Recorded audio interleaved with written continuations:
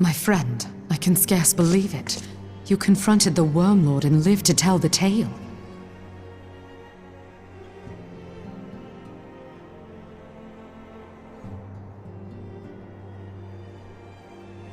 I give thanks to Helone for your preservation. It is our sole cause for gladness. Your encounter with the Keeper of the Lake served to confirm our fears. A great worm has roared, and it makes little difference if it was one of the two in Eorzea or any other. The Dravanians are coming. I am told that Ishgard has magical defenses against Dravanian attack, though I am not privy to their exact nature. Will they be enough to repel a massive force? Ishgard has weathered countless assaults over centuries. This will be no different. And now that you have confirmed the threat, none can ignore the Lord Commander's calls for the wards to be strengthened. I dare not presume to speak for him, but I expect the Lord Commander would sing your praises. I must away, but we shall meet again soon.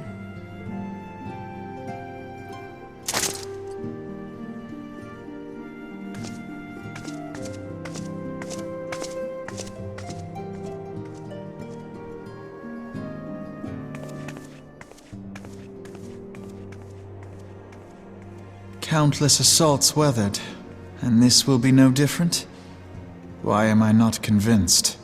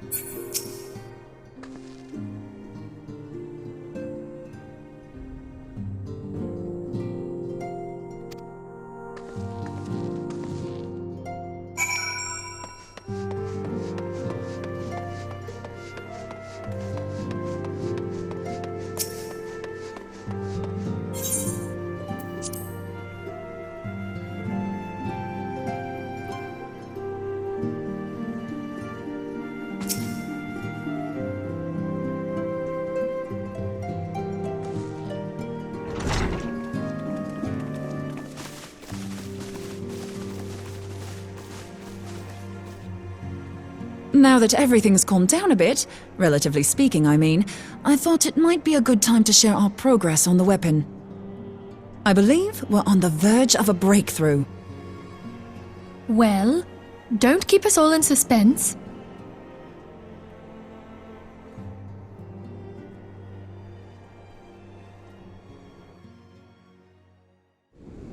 Just in case anyone's forgotten, let's start by reviewing what we already know. So, an Ascian is an immortal because its soul doesn't return to the ethereal realm when its host is defeated.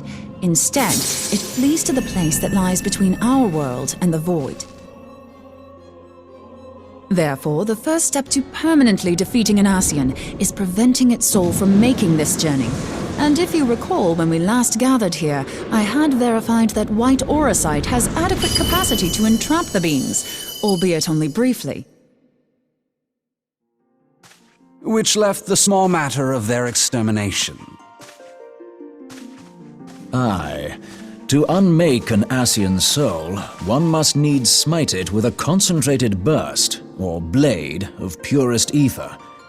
However, we wanted for both the data and the means to forge such a weapon. Short of experimenting on an actual Ascian, you see, there's no way to gauge how much ether its soul is made of. As such, we don't know what etheric density our blade needs to have in order for it to work. So we'll just have to make the densest blade we can and hope for the best. Though that would require a lot of ether. Hang on a minute! Why didn't we think of this before? White auracite can hold an absolute heap of ether, can't it? Please tell me you're joking. God's sakes, Ida. I feel as though I'm reliving the same scene over and over with you. How many times do you need to be told that white auracite cannot store ether for long periods? Being intangible matter, ether is given to dispersion. Only in its crystallized form is it a stable source of energy. I will test you later on this, so see to it you do not forget.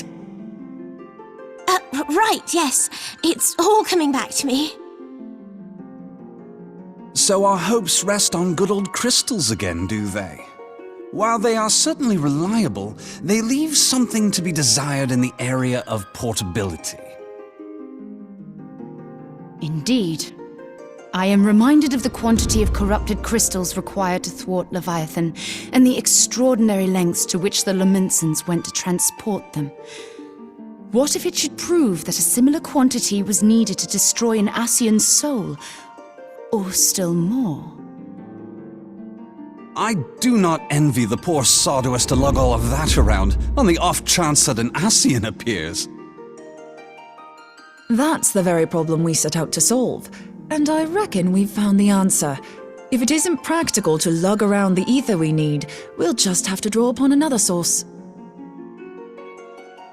And the only viable source is the land. If you mean to tap the Great River of Ether, know that it will entail considerable risk. Meddling with the currents may well induce a surge like to the one which despoiled Mordona. Give me a bit more credit, will you? Why would we need to tap the river when there are veritable reservoirs jutting out all over the land? I speak of corrupted crystals. It might be that their aspect is out of balance, but a crystal's a crystal. It contains ether, and we can help ourselves to it. While corrupted crystals are indeed abundant, there is no guarantee that they will be in close proximity at a crucial moment. But what if we don't need them to be? What if we could tap their power from afar? A malm away, say? If we could do that, we'd have ready access to ether aplenty in almost every corner of Eorzea.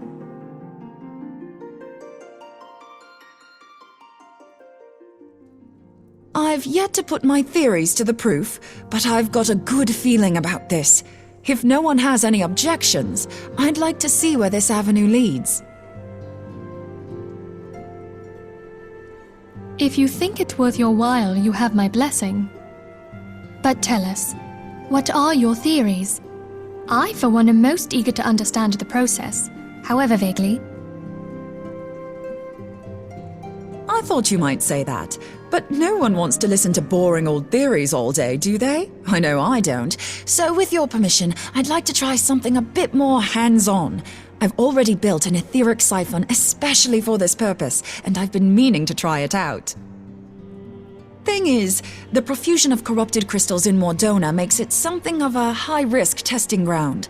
If anything goes awry with the siphon, it would be better if it didn't happen within spitting distance of quite so much ether. Ideally, I need an isolated specimen. Does anyone know where I can find one? May I suggest northern Thanalan? There you will find corrupted crystals of middling size, standing a reasonable distance apart. Ideal for your needs, I should have thought. Oh, and if you do elect to visit the place, I should be much obliged if you would assist me in another matter while you are in the area. Has something happened?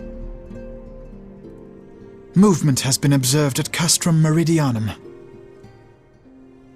During Operation Archon, the Alliance dealt the stronghold a heavy blow. Its facilities were extensively damaged, and its garrison reduced to a fraction of its former strength. Not long after our forces withdrew, however, their ranks were replenished by reinforcements from Castrum's sentry. They now seek to rebuild, and to this end they have their sights set upon the ceruleum processing plant. Having lost the Empire's support, the 14th Legion lacks the resources to sustain itself.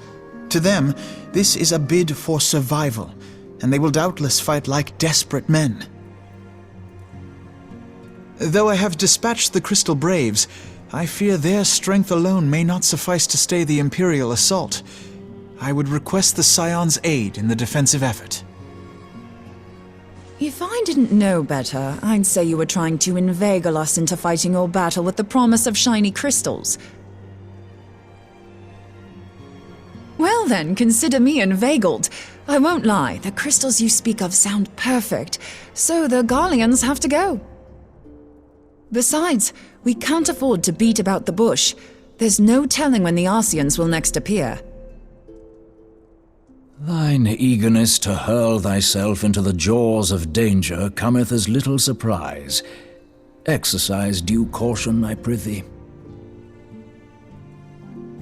Though you have become a crystal brave, you are yet a scion, Alphino. We could hardly refuse you.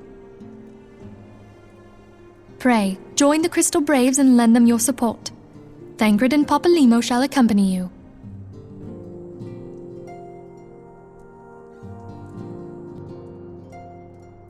Ida and Yashtola, in the meantime I would have you assist Moonbreeder. Scout out the crystal clusters, that the testing may commence as soon as the Garlean threat has been eliminated.